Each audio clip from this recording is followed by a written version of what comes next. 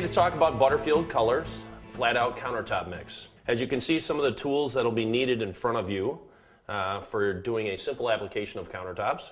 I have a 4-foot level here for use in leveling out our casting table. A framing square and a simple T-square for laying out your pattern. You have a speed square, a couple different types of snap knives. We have some clear facing material in several different sizes. We have a squeegee.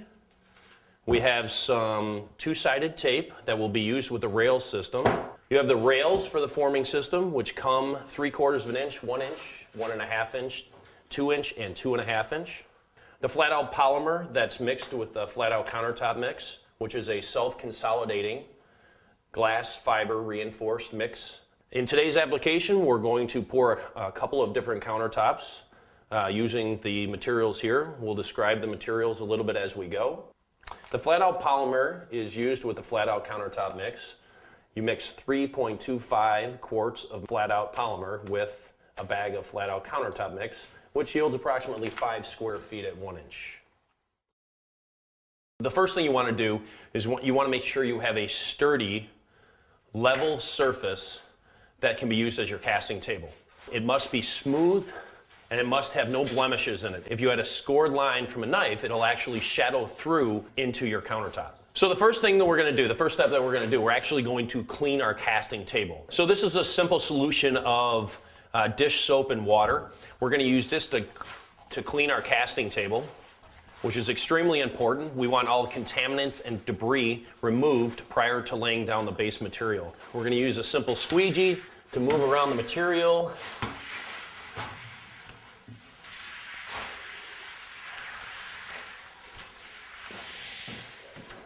This is just a preliminary clean, and we're going to be spraying some additional material on it in a little bit when we put down the base material. At this point, Jim's going to go ahead and check the level on the table. This particular piece is going to be a tabletop. And what we're going to do first is lay out our dimensions.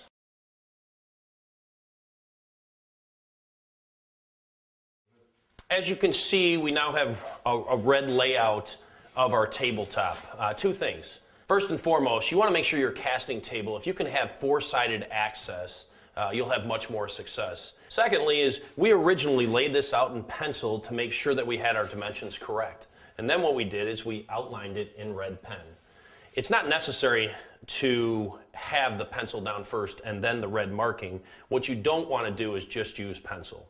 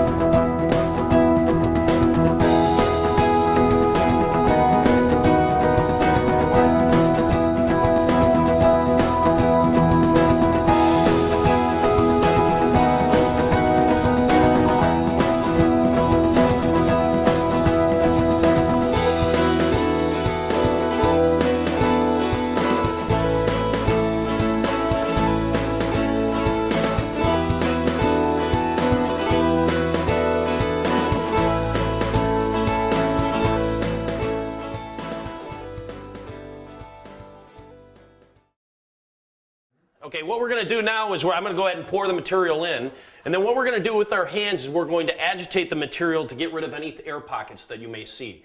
Again, this is a self-consolidating mix, and you must get it into the mold within 2 to 3 minutes after mixing.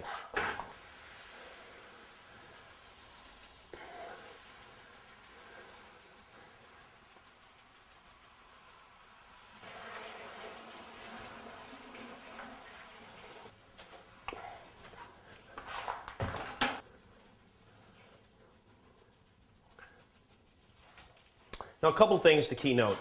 If we did not have a level pouring table, what would be happening is the countertop mix would be flowing all to one side.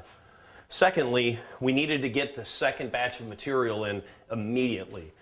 We're going to go ahead and let this get a skim What we're going to do now is put a piece of foam in it. This material has a tendency to heat up a little bit, so we'll put a piece of foam to help to keep the heat inside of it. Okay, so it's been about 2.5, 3 hours, and you can see the countertop's good and hard. We've removed a portion of the foam that we're going to set back in place, and the reason we're going to do this is there's several different ways. But we're going to use this piece of foam to protect not only the countertop, but our casting table when we flip this piece. We're actually going to pull it out and flip it back onto the piece of foam.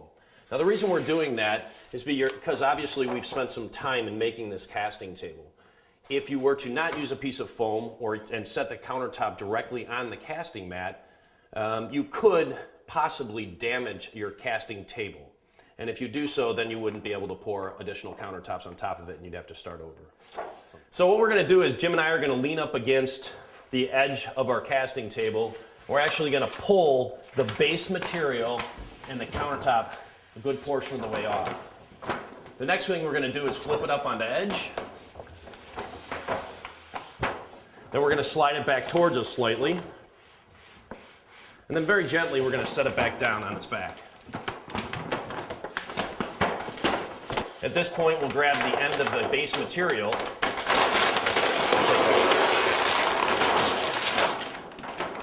So now that we have the countertop flipped, you can see why we use the base material. What we were trying to achieve is this glass-like finish. Now, you don't want to touch the countertop. If I were to put my fingertips on the top of here right now, those blemishes would show forever.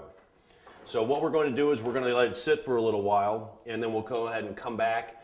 And either there's several different things we could do. We could grind and polish this top, but due to the fact that we use the base material to create this glass-like finish, we're probably just going to go ahead and seal it and install it. In addition to the glass-like look on the top, don't forget we use the rails with the facing material on them, and we get a glass-like finish from these on the front as well. Again, I'm not going to touch them at this time because any type of movement, contaminants, even fingerprints will show up at a later time.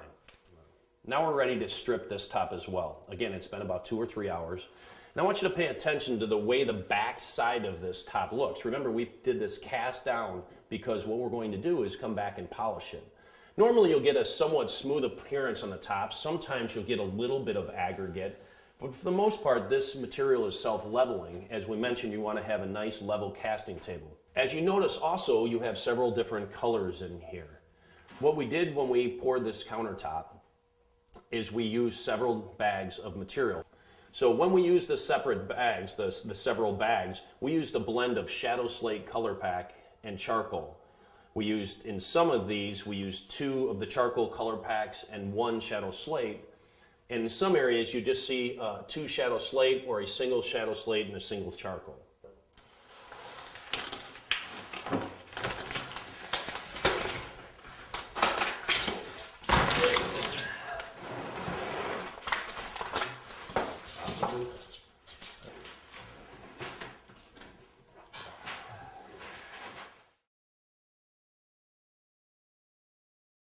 I want to point out a couple of things about this countertop.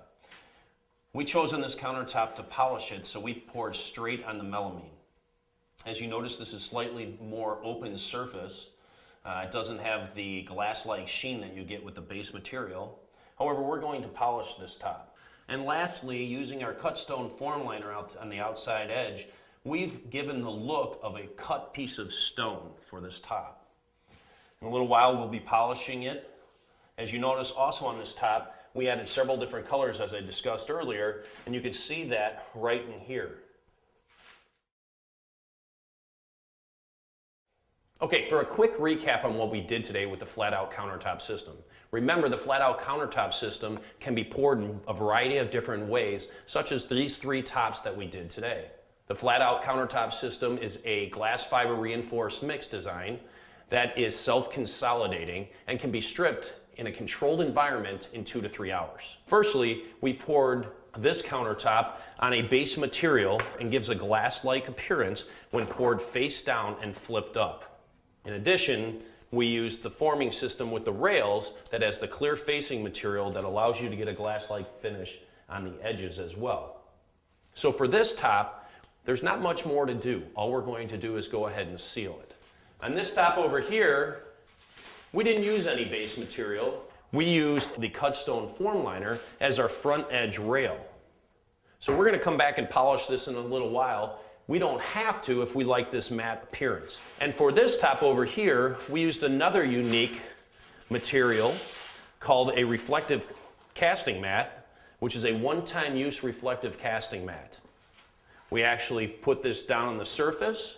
We used the same types of rails, and we just bent them. Now remember, when we bent them, we had the clear facing material on the outside edge, and then what we did is we retaped the clear facing material on the inside edge to give us a glass-like appearance on the front. The casting mat, we poured straight down on it, and when we stripped it, you get all this look of this Italian glass reflective tile. And we also added several different colors, meaning the distinct colors of charcoal and shadow slate, and you can see the distinct differences. The thing to keep in mind with the Flat Out Countertop mix system, it is a system that sets in 2 to 3 hours in a controlled environment, and there's many different ways you can use it.